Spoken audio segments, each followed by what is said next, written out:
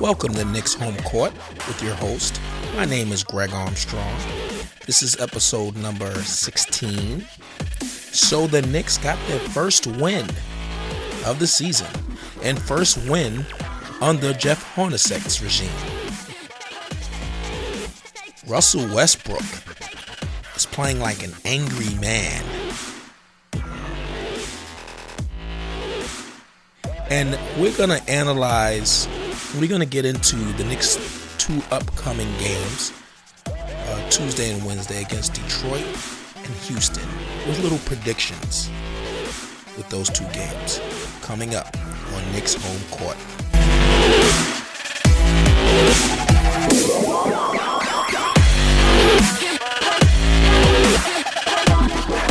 All right, let's get into that first game.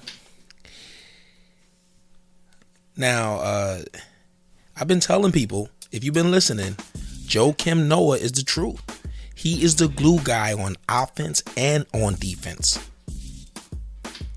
You must pay attention to that. I was telling people he's the glue guy on both sides of the field, of the court. Excuse me.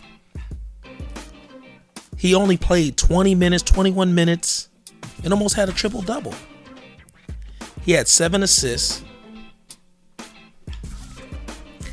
10 rebounds. I think he only had like 3 points or 6 points, something like that. But you know the funny thing about him that's always strange is that he's not a scoring threat, and he's still able to get rack up assists. He's probably one of the best passing big men I've ever seen. Joakim Noah is a great glue guy and passer on both ends of the court. I like him to play more minutes, but that's fine. The Knicks won the game, and that's all that matters. And it's so funny that the next guy I'm going to talk about also was absent from the first game. Absent, he played, but he didn't do anything. Courtney Lee came in the game firing. He had 16 points. He shot well. He played a very good game. Played some tough defense on both. I mean, he played well. He was what we thought he would be, a two-way player. You know, one thing that's underrated is he can create his own shot. At times, he can create his own shot, and he's a good shooter. It's a funny way he shoots, like his elbow goes in when he shoots, but he's a good shooter, and he's a good offensive player. One thing I like about Courtney Lee is he plays his position. He doesn't try to do more than, he doesn't try to be the star. He knows his role on these NBA teams, and I give him credit because at one time in his career, I thought he could turn into like a big time player when he was in Orlando, because he came in Orlando and as a rookie, he was good.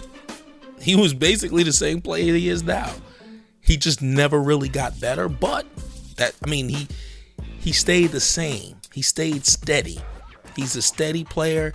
You're going to get 12 to 14 points a game. Trust me, that's what he's going to be around.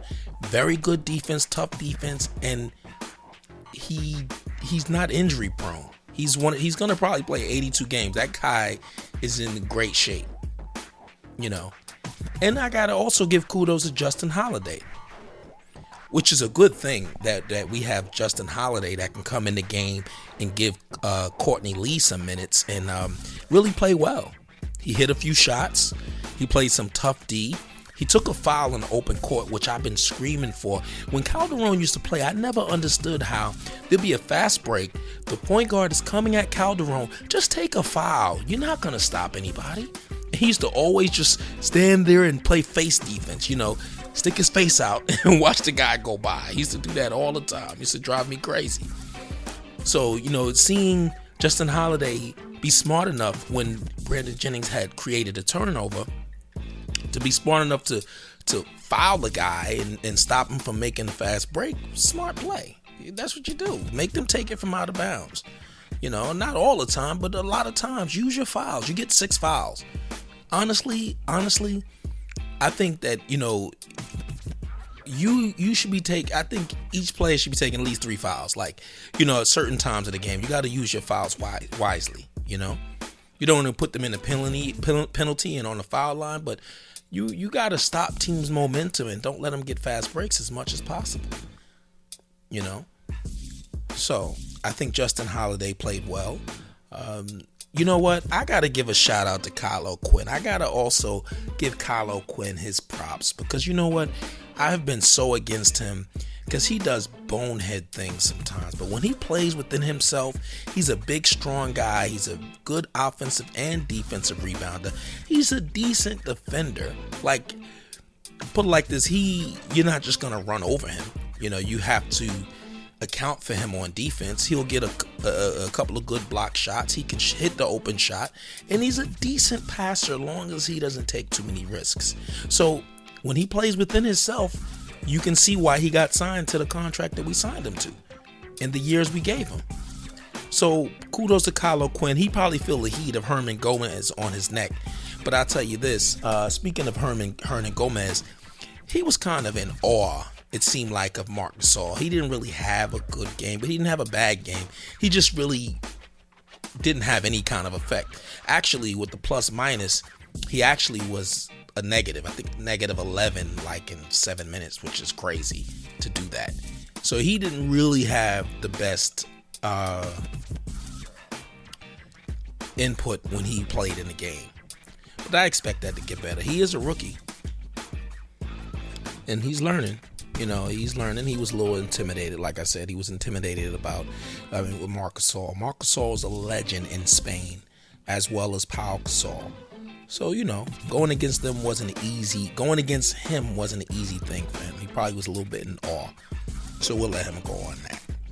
Let's go back to the good performance. Carmelo Anthony had 20 points, 6 rebounds, and 5 assists. Played a very good floor game. You know, he was trusting his teammates, making some very good passes.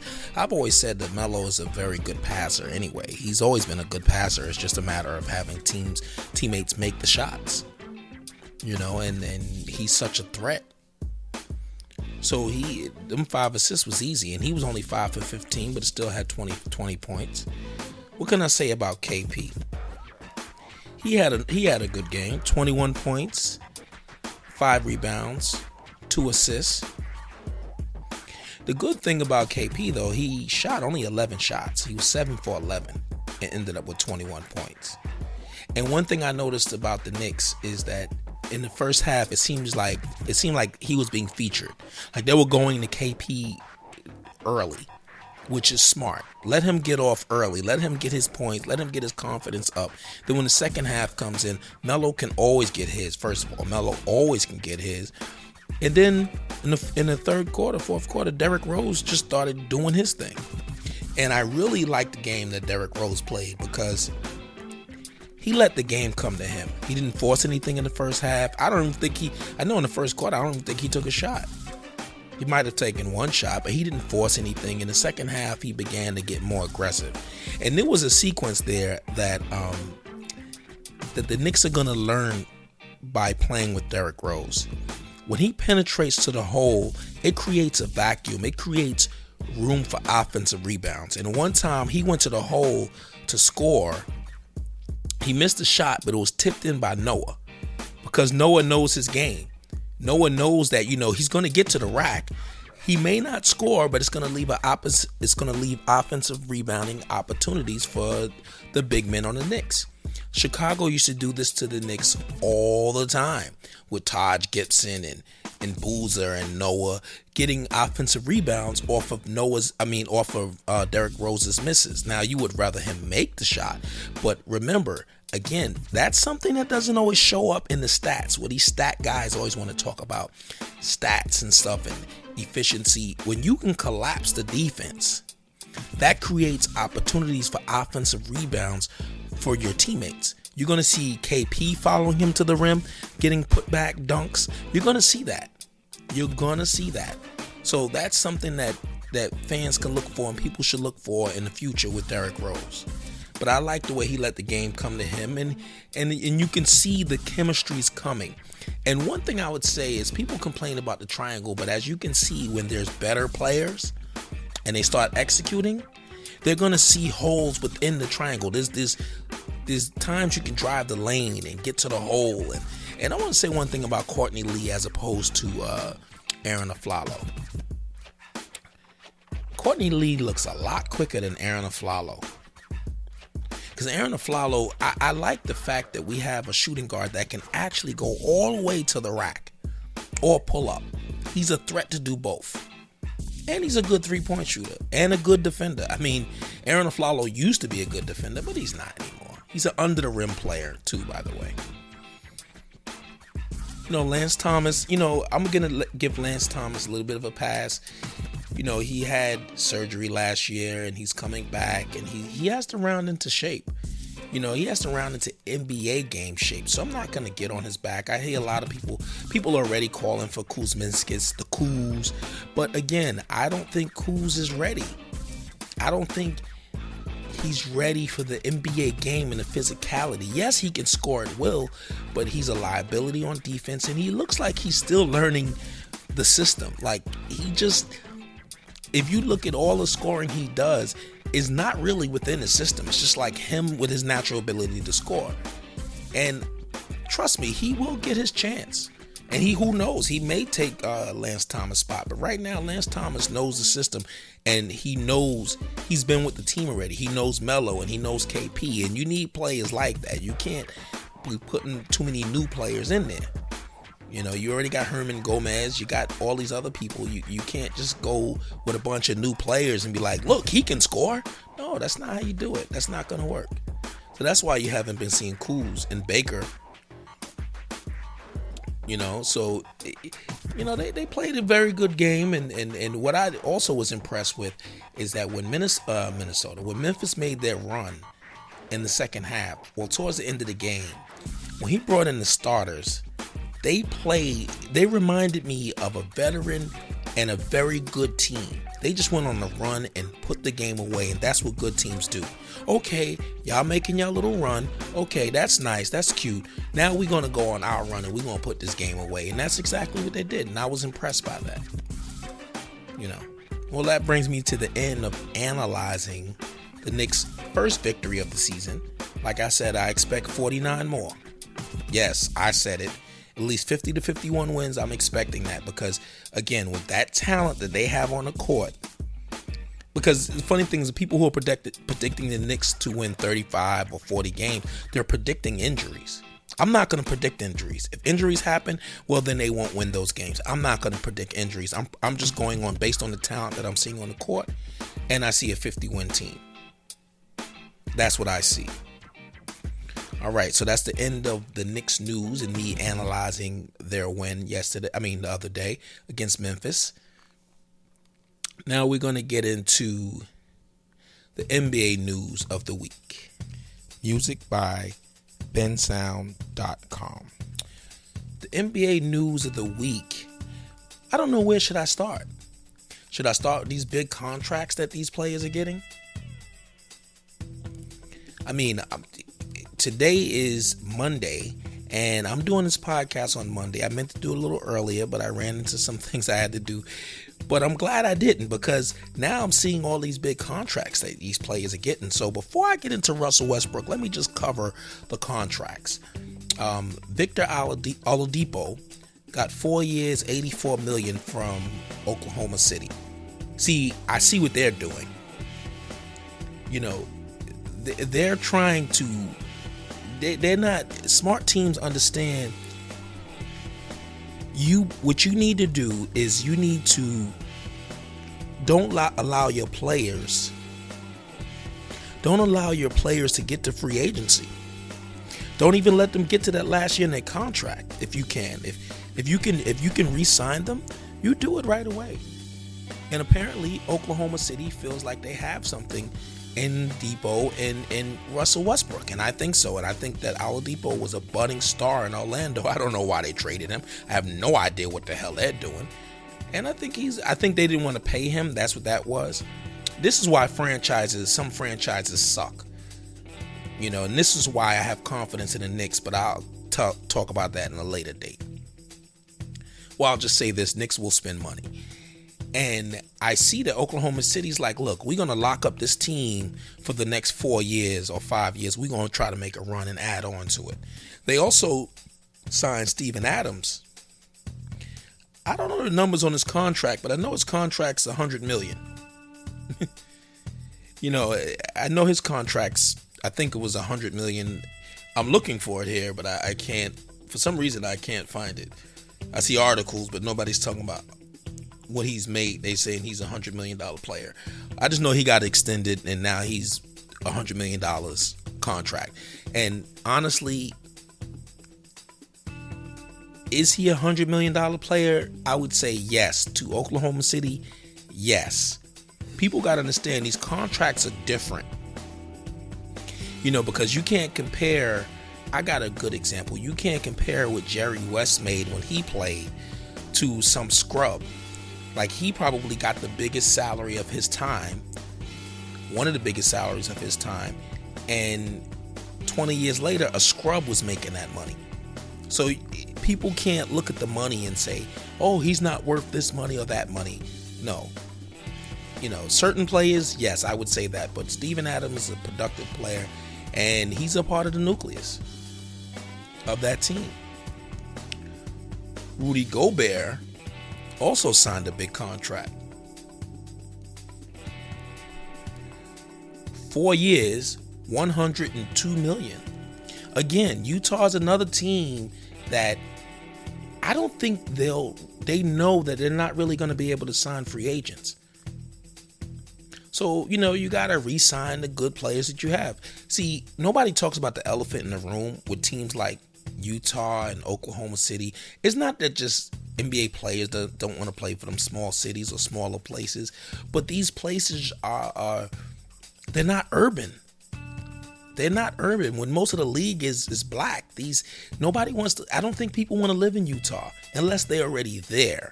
You know what I mean? Like Oklahoma City, I think part of Kevin Durant leaving had a lot to do with Oklahoma City. It's a small city. He wanted to go to a bigger place. And he's a sucker, but that's a whole nother topic. Dang. What's his name? George Jorge Dang from Minnesota Timberwolves signed a 4-year, $64 million contract. I don't know why these teams decided to give out these contracts right now, but that's, hey, I don't blame them. I don't blame these players for taking these contracts. It's good for them. Hey, get that money. I'm never against somebody making their money. Now, let me get into Russell Westbrook. So he started the season on a triple-double frenzy. He just going in, just scoring his triple doubles and continuing it. He's gonna, I swear, I think he's gonna average, he can average like 25, 8 and 10, 8 rebounds, 10 assists. He's gonna have some astronomical video game numbers. He's that good. But the difference is his team needs to win. Because I know a lot of people had him in the favorite for the MVP voting, and a lot of people like him. And he's also favored because he's still with his team. You know how sometimes they're going to vote for him for that. And I think that Kevin Durant, Steph Curry, Klay Thompson, Draymond Green, I think they all cancel each other out, which is a funny thing, but they cancel each other out. I think LeBron has a chance at it. Even though he's probably going to average less points, he's probably going to play less. I think also Kyrie has a chance at it. I think, what's his name? Damian Lillard has a chance at it. Don't sleep on Melo. If Melo changes his game and averages 5 to 6 assists, and if he can get up to 4.5 assists a game, 22 points, 8 rebounds and 5 assists or something like that, while the Knicks are winning, they would consider him for MVP votings. But I think this is Westbrook's crown to lose, basically. All he has to do is get his team in the top 4 seeds, and he's guaranteed he will be MVP this season. Because they want to give it to him. Because, it's so funny is I don't care that Kevin Durant left. But it's amazing how just the sports world gets upset when the player, the employee, has the gall to build his own super team. But when management builds a super team, it's just like, it's like, good job. It's nothing wrong with players taking control of their careers. They are actually the talent. They are the commodity.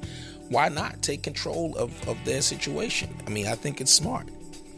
When I say Kevin Durant's a sucker, I'm only talking about his relations. It's crazy. Other thing also, let me just mention this in news real quick. Brandon Jennings made news because he's always just speaking his mind. And he said that D'Angelo Russell is a good baller, but he doesn't respect the snitch. Now, first of all, I think that was uncalled for. Not that I don't agree with him. I'm saying I think that if the question was about his ball playing skills, then the snitching shouldn't have come up.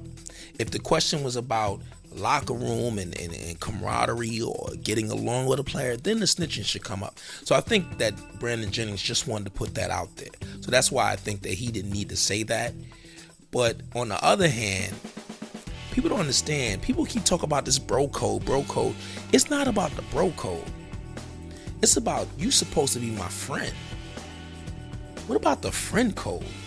And everybody keeps saying, oh, well, it's okay for him to cheat. No, it's not okay for him to cheat. According to their relationship, obviously it's not okay.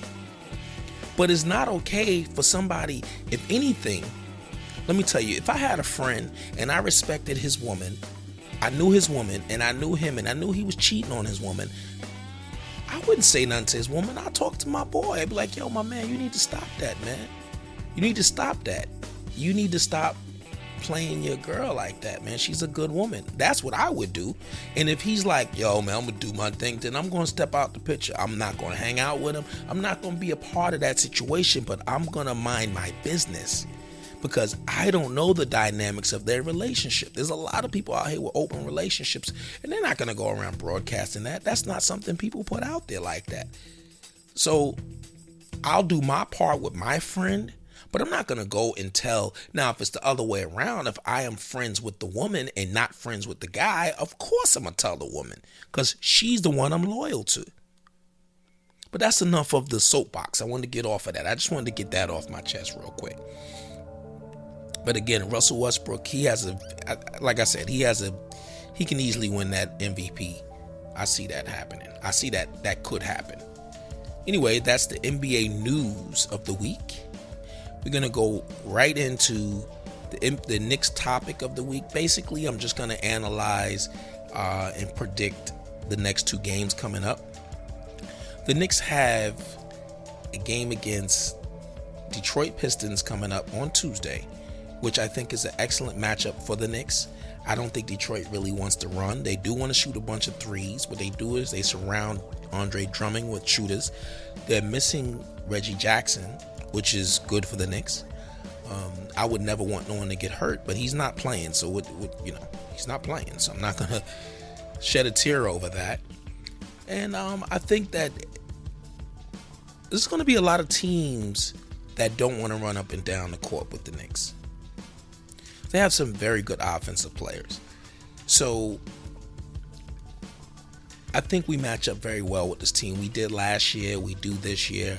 We just have to have somebody who can go against Drummond. He's going to be a beast inside. We have to slow down his offensive rebounding. Basically put a body on him. And if he gets the ball anywhere in the paint, we need to foul him. He's a terrible three-point shooter. He needs to get fouled. If he's anywhere around the paint, we need to foul him. Plain and simple. Use them six fouls. I would tell Hernan Gomez, I would tell everybody, if he's in shooting position and he has a chance to dunk it or score, you foul him. Send him to the line. Because, I'm sorry, you're an NBA player. You can't make your free throws. I don't care. I'm going to foul you. I'm going to take you out of this game. They have Stanley Johnson, who I like, who I think is going to be a stud in this league. But again, I think this is a good matchup for the Knicks. I see the Knicks, put it like this. If the score is under, first of all, I think the Knicks can win games if they score below 100 because they have players who can create their own shots if the game is close. Like in Melo and Derrick Rose. Even KP to a certain extent can get his own shot. And also, they can run their offense through basically almost their starting five. They can run their offense through Derrick Rose, through Melo, through KP, through Noah. I mean, that's really good. But I think they're going to win this game. If the Knicks can get out and run against Detroit, I think they have a chance to beat them handily. When I don't mean by blowout, I mean by at least 10 or 12, just a solid victory from end to end. I really believe that. Because the Knicks are a good team. I gotta understand, they are a good team. There's no reason, there's no wait and see. They're a good team, period. And they're gonna start performing like it because they don't just have talent. They have talent, and they have a team starting five full of proven winners. Basically, KP's early in his career. The other four guys have been deep into the playoffs. Even Melo, yes, he has been to a conference finals before, and they're used to winning. And you're gonna start seeing that. Because they showed against Memphis, they said, okay, we're going to assert ourselves. And they got 2 practice days in. So I think they're going to crack the 100-point mark again. I think they'll be able to get out and run and score some points quickly. I think, especially being that they're coming off of 2 more days of practice, or at least a day off of practice, I think they'll win this one, like I said, about 10, 12 points. So I can see them, I don't know, maybe 110 to 97, 98. Because other teams are going to score points too, because the Knicks are going to get up and down the court and score quickly.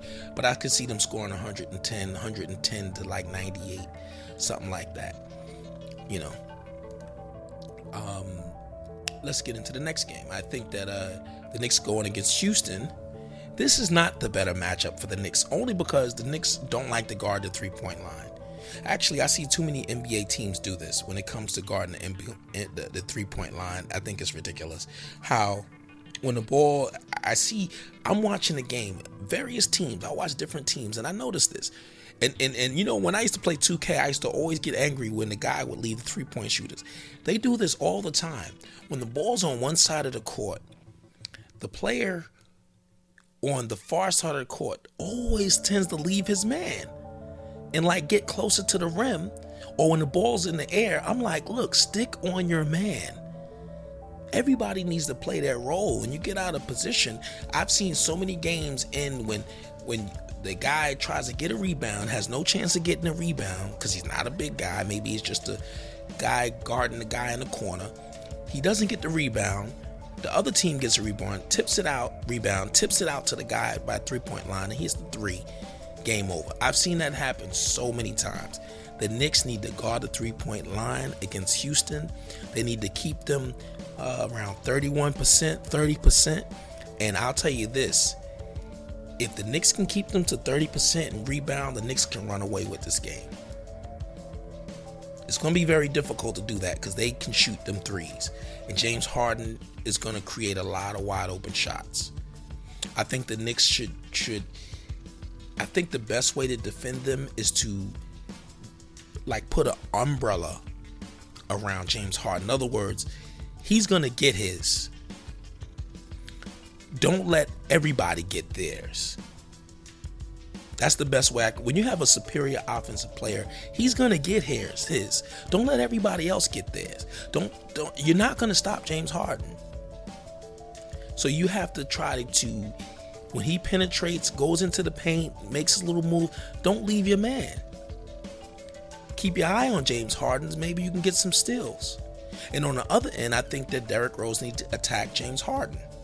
Take him out of his game. I think that can happen. So this game I expect to be a high scoring game though. Even if the Knicks are able to keep them to 30 to 31%, they're going to take like 40 threes. They're going to take like 40 to 45 threes. So they're going to probably score over 100 points. But this game here, I can safely say I think the Knicks will be scoring about 115 to 120 points in this game. Seriously. It's going to be an up and down, crazy, entertaining game. And if the Knicks, the key to the game, like I said, if the Knicks can keep their 3-point shooting and defensive rebound, they can get out and run. And it's so funny is that it's not the best matchup if the Knicks don't guard the 3-point line. If the Knicks guard the 3-point line and keep them shooting underneath 33%, and get out and run, they can blow this team out. This can be a blowout or a close game depending on the Knicks, because see, even though this is a bad matchup for the Knicks, it's also a bad matchup for Houston. What I mean by that is, if they're missing their threes, the Knicks are not the team you want to miss shots against and have long rebounds, because the Knicks are going to get out and run. So if they could do that, so now what do I expect? You have a really good three-point shooting team in Houston, and you have a team that doesn't defend the three. I expect a high-scoring game. Knicks will have some spurts. I would love to see a blowout, but I don't see that. What I see is a high-scoring game. I see the Knicks winning another game, because I think the Knicks are a better team than Houston, by the way. I see the Knicks winning like 118 to 112, something like that. High-scoring, up-and-down game, but I see the Knicks coming away with a victory, and I see James Harden scoring about 34, 6, and like 13 assists, because he's just good like that. But you can't let everybody else get off. You can't let them other players get off, and then the Knicks will be all right. But anyway, this brings us to the end of Knicks Home Court, episode number 16. I am your host. My name is Greg Armstrong. You can find these podcasts on iTunes under Life Culture Sports, no spaces. You can also go to the website, lifeculturesports.com/. Knicks Home Court. You can also find it on SoundCloud under Life Culture Sports, or you could just go to YouTube and find it on the Knicks Home Court, where you can find all the episodes that I've done. And again, I'm not going to do an episode after Tuesday's game, but I will most likely do an episode after Wednesday's game. Because they're back to back, so I might as well let both of those games play out. And you know what? I might be wrong with my predictions, but I predict 2 victories upcoming, and let's hope that happens. Until then, I'll speak to y'all later. Peace.